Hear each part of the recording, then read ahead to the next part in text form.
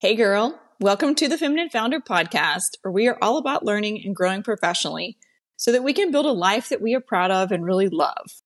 My name is Caroline, and I'm a LinkedIn expert obsessed with teaching female entrepreneurs how to start, grow, and scale their personal brand and business on LinkedIn. This podcast is all about sharing our stories and learning from each other on how to navigate our professional journey so that we can live our best lives. So if you are just starting out on your entrepreneurial journey, or you're growing and scaling an epic company, you are in the right place, friends. Today, I have Angie Breedlove with me. Angie is the co-founder and chief revenue officer at Xcelerator Group. She is also the founder of a nonprofit called Women in Warranty. So welcome, Angie. Hi, Caroline. How are you? Good. I'm so glad you could be here today. So you and I met before recording this podcast, and you spent a large chunk of your career working in corporate America in leadership roles, specifically in the insurance and warranty space. And then a year and a half ago, you decided to start Xcelerator Group with a couple other founders. So I'd love to hear your story. I'd love to talk about a little bit how, I got into here, to your point. Not a whole lot of people go, oh, I want to fix appliances and sell parts. My mom, I was raised by a single mom. So my grandmother babysat, she was the person, she was my playmate. And I didn't want to play school. I always wanted to play office. That was the coolest thing. And my grandmother said, okay, but you can't be the secretary. You've got to be the plant manager. And I didn't know then, what that was. So I had a clipboard. I love a clipboard.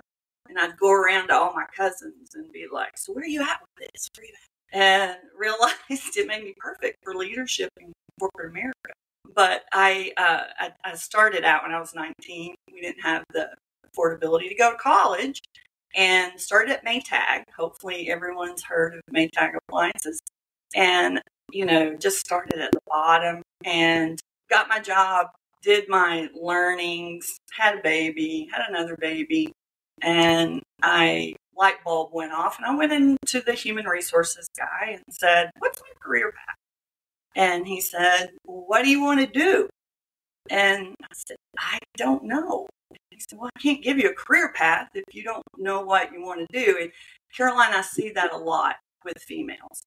And it's a great thing that our children, my daughters, have a lot more opportunities, but it's almost like it's too much. They don't know what to do. So my mentor, I went to him and he said, well, why don't you just do every job in warranty administration for like 2-3 years and go do another one? And I was like, oh, that sounds pretty smart. So that's what I did. And I was at Maytag for 20 years. And the first 13, 14 years of that, literally did every job in warranty administration. So I paid claims, I coded claims, I wrote parts catalogs, I ran call centers. I was in a call center. And it really got me to where I was very well rounded. And as you can tell, I can talk. So they put me into sales and became national accounts. And at national accounts, I had our Sears account. And back in this day, Sears was 45% market share.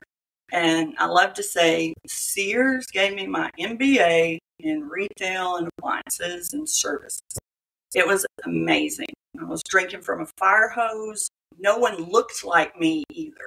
There were no females. Everyone was male. Engineers. If there were females, they were in the call center. They were doing claims or something. So I had to learn the job and the roles, but then also learn I sounded different. I used different words. I just didn't fit how they were. And back then, the majority of women and for leadership men worked from home. I didn't work from home. They were home office, which is a huge job, right? Which made it even worse. And so I looked different to them. About the end of my 20 years, I got this idea to pitch to Lowe's Home Improvement the change for them to bring in-house warranty administration service contracts and service. And I had no idea whatsoever that they were going to bite. And my boss even said, well, just if you want to dance with a bear, you better get ready to dance with a bear and go for it. And I think I was 38, again, still single mom, 2 daughters. I had to figure out how to get them taken care of when I traveled, and we just didn't think of it any different. We didn't know any different. So, and I was going to college then at night school. So I started pitching to Lowe's, and after 1 year, they came back and said, we love it. That's what we want to do, but we want to hire you to build it. We don't want to outsource it any longer. So I left Newton, Iowa, in 18 inches of snow, went back to the South, where I'm originally from, to North Carolina, and began just an amazing journey at Lowe's. And I would say at Maytag and at Lowe's, I really benefited from some great mentors. If I hadn't had that, I'm not sure where I would be, but I'm also not sure how I would have viewed it, if that makes sense. So that little girl with the clipboard is still going around bossy, thank you, Sheryl Sandberg. And, looking at my career path more as a jungle gym than a career ladder. So at Lowe's, here's a bunch of money. You know what you're doing. Go launch a service organization. And just like, holy moly, you can't blink though. And I quickly learned if you're not pushing yourself to where your stomach is kind of sick, you're not pushing yourself. So if your dreams are too small or they don't scare you, they are too small.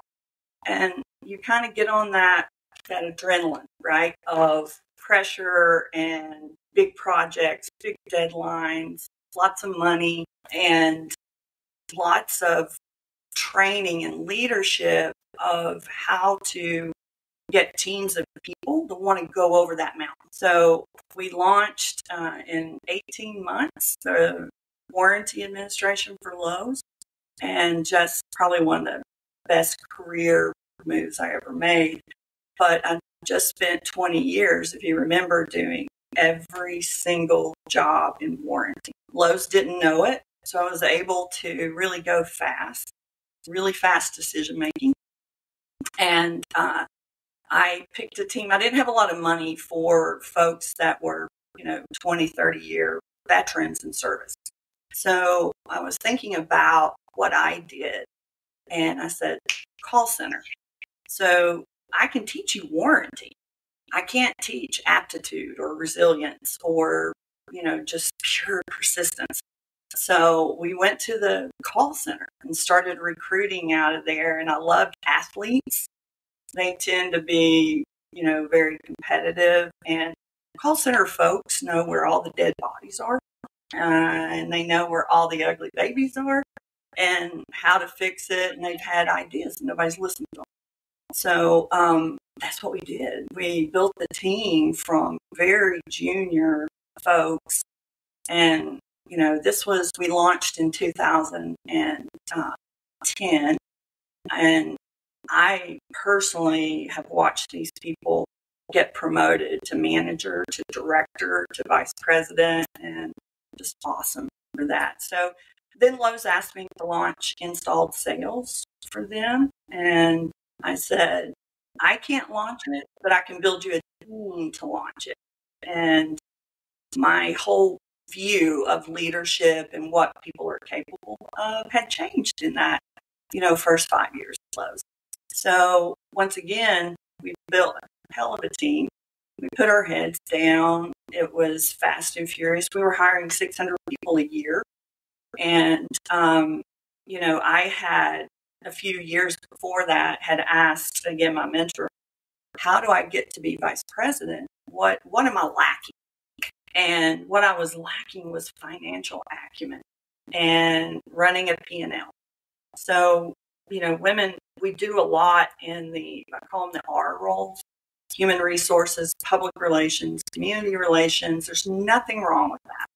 but you don't often get the opportunity to run a P&L and have that financial acumen.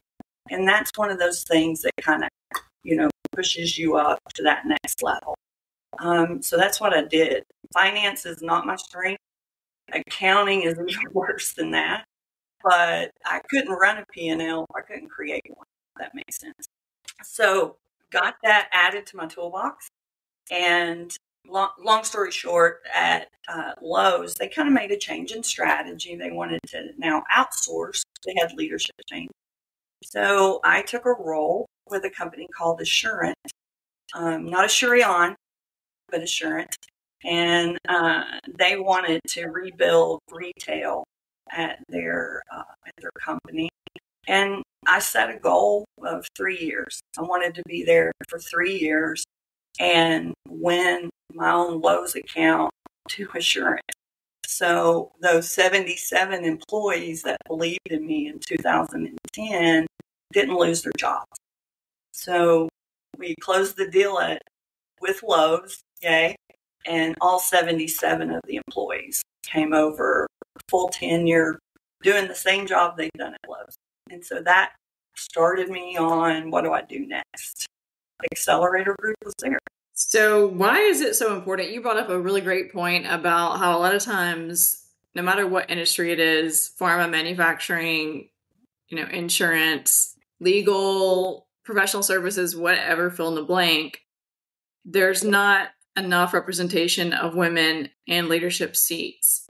Why do you think that's so important for women to be represented in leadership roles? Great question. Remember I said no one looked like me, and that's because I'd be sitting in an office meeting room, a boardroom, whatever you want to call it, and the only female in there. So if I hadn't have been in there, it's all males. And when I speak, I like to talk about 78% of appliances are purchased by females. And 75% of leaders or business owners in the industry of warranty administration or service contracts are men. So we've got 40, 50-year-old men. They're also not very diverse, white men, making decisions about how a woman wants to have service. And the disconnect is very loud. So the important part is the women have got to be there to be the voice in the room and foster that voice. And you got to be strong enough to be the unique voice in there. Men are called passionate, women are called emotional. Men are ambitious, women are aggressive. But we don't start learning each other unless we're in that room. I love that you brought that up too, because even as I was raised as a little girl, it was you're bossy, you're outspoken, Yeah. Fill in the blank of whatever bossy or ambitious words can be put in there. And you just have to rewire that in your brain so that you feel worthy of a seat at the leadership table. Yeah, you feel worthy, and you also get rid of that imposter syndrome, that can get in there. And the other thing is our vocabulary is even different. So women, a good example, or females have a tendency to say, I believe. I believe if we did this, this would happen. And men say, I think. So I think we should do this. And it just is a stronger word, but it means exactly the same thing. And there's a lot of talk about mentoring women and how men need to step up to the plate and mentor more females to get them in the room. I say no. I think men need to step up the plate to get mentored by females. Who needs the mentoring? Think about just the opposites of that. We want to understand more, but we're going to mentor you to be more like us. It's such an oxymoron. So after years of success in leadership roles in corporate America, you decided to go out with a couple other co-founders on your own a year and a half ago. What types of challenges have you encountered as an entrepreneur that you didn't expect? Oh, wow. that I didn't expect and challenges. So I expected these things. I just I'd never done it. So it was, and let me back up. So when you're a startup and an entrepreneur, you do everything. I mean, everything. So you're setting up your Outlook, you're finding your insurance provider, you're doing all the PowerPoints. And I mean, in corporate America, it's a big ship. Lowe's is a huge ship. And turning that ship doesn't happen fast. So everything's like the military. Everything's planned. Everything is given to you in a playbook, and you execute the playbook. So when you start your own company, the playbook's yours. You figure out the playbook. You figure out your funding. You figure out what's your research, your marketplace. What are you going to sell? And keeping that, very crystal clear. And every Monday we talk about, are we going to make payroll next month?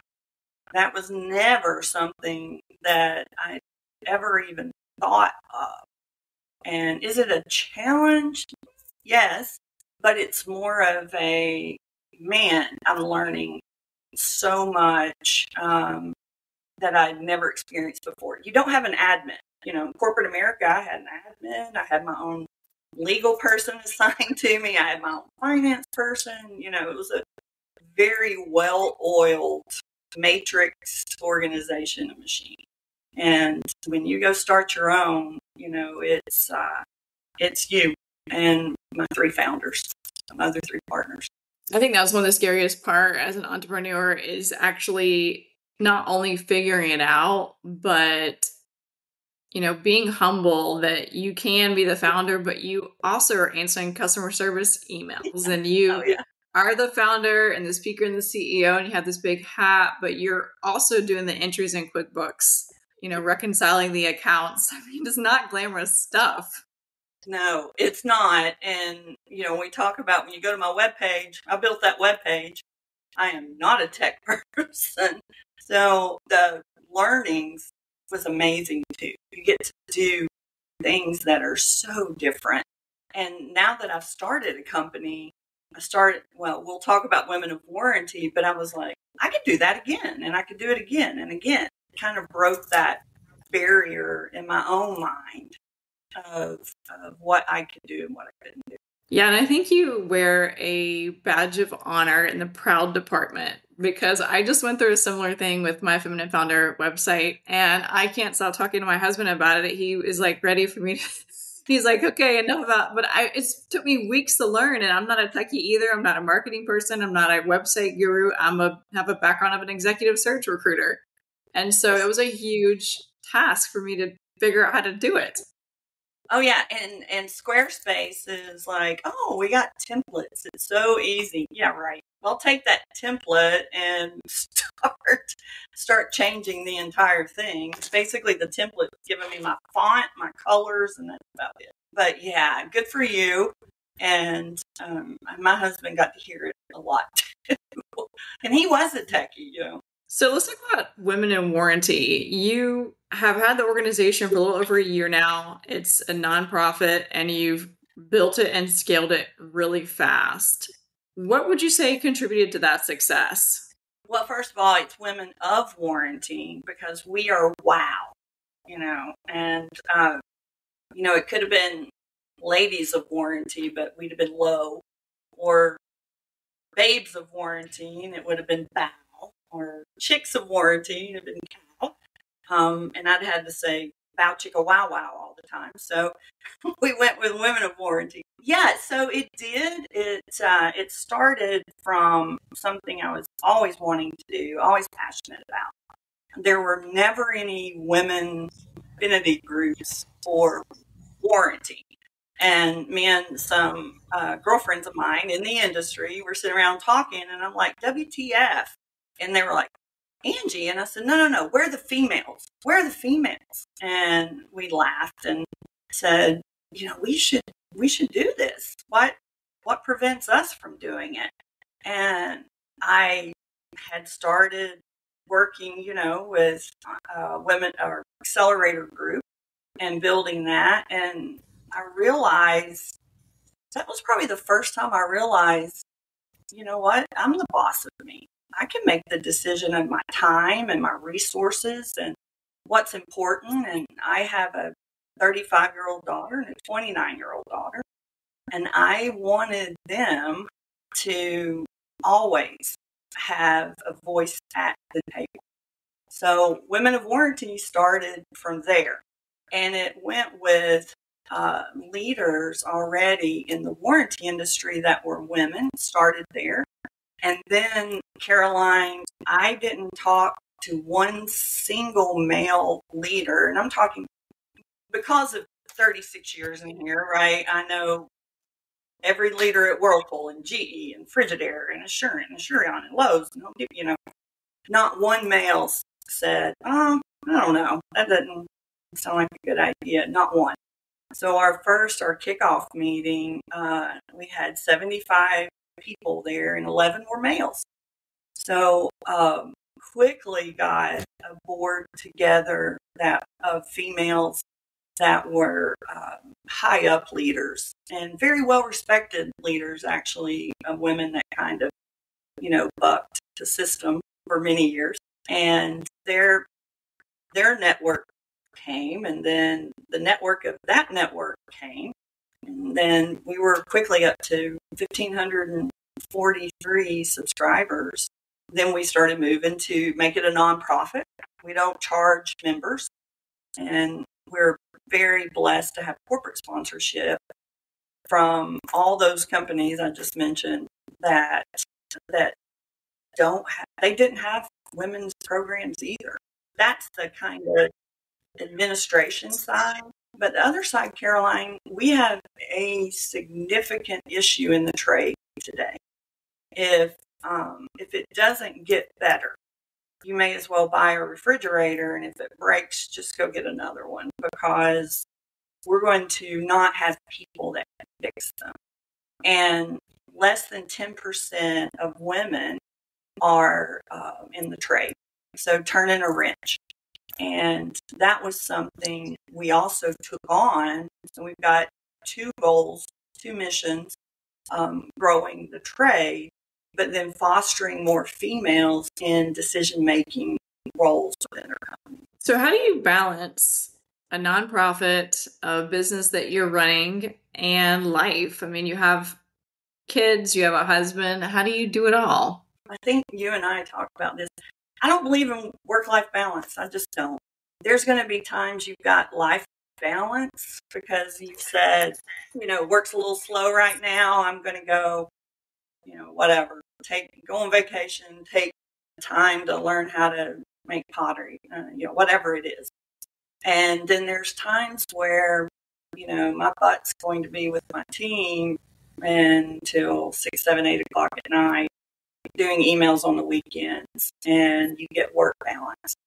But if someone has figured out how to make this work-life balance, I'll be happy to take tips and learn from that. But that's never been my experience. I remember when I was at Maytag, and like I said, Sears was my account, I would get up at 5 o'clock in the morning, make breakfast. My 13-year-old would get up and I'd head out on the road by 6:30. And she'd get up at 6:30, feed her little sister, get to the school bus.